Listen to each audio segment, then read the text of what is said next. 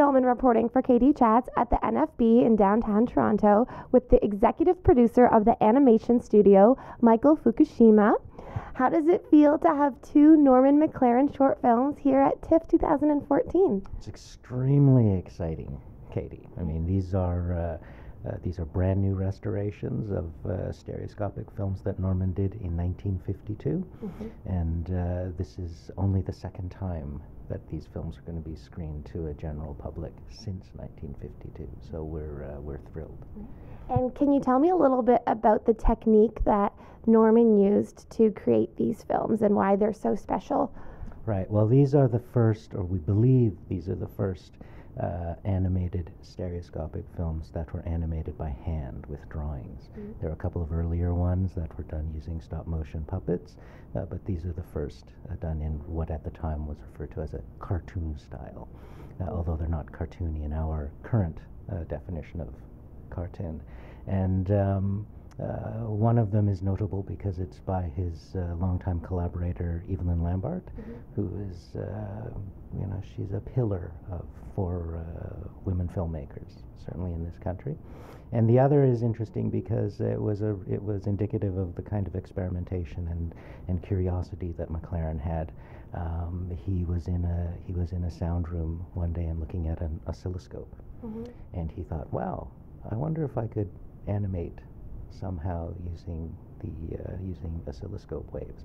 And so the entire film is his reinterpretation of oscilloscope images. Yeah. And for those who aren't overly familiar with Norman McLaren, can you tell me a little bit about him as a person? And I know he's also an Oscar winner, but why he's so important to Canadian film? Right. Well, Norman McLaren was a pioneer in auteur animation filmmaking. He was one of John Grierson's first hires when Grierson started the NFB. He was recruited by Grierson to start up an animation studio at the NFB in 1941.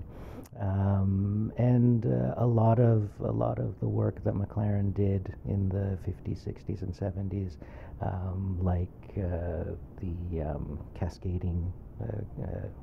cascading images from Narcissus, scratching on film, painting directly on film, generating his own sound by drawing on film and using photographing sine waves. Those are all things that now are commonplace, used by music video directors and other filmmakers. They've become just part of the language of cinema and filmmaking. And the audio stuff, a lot of it is now being used by contemporary musicians who are mixing, remixing, and using digital technology to make sound. Absolutely. And I was very interested in his Oscar-winning film, Neighbors, which is on the NFB website. Anyone can watch it for free.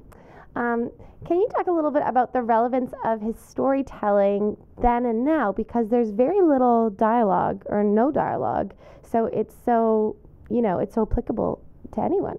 Absolutely, and it was part of Norman's ambition, desire, artistic intention to make his films as universal as possible. You'll remember, having recently watched Neighbors, that the closing, there are multiple languages that end the film. This was part of what he believed in. He aspired to. He wanted to use art and film for global harmony and peace. And who doesn't want that? Who doesn't want that today, for instance? Kind of the original Mr. Bean, but better. Yes, a little bit more accomplished. Absolutely. And where's the best place for us to find out more information on Norman McLaren and these wonderful restored shorts online? Well, anything you want to know about the NFB in McLaren, you go to www.nfb.ca, our website. It's a vast repository of everything. There's a screening room.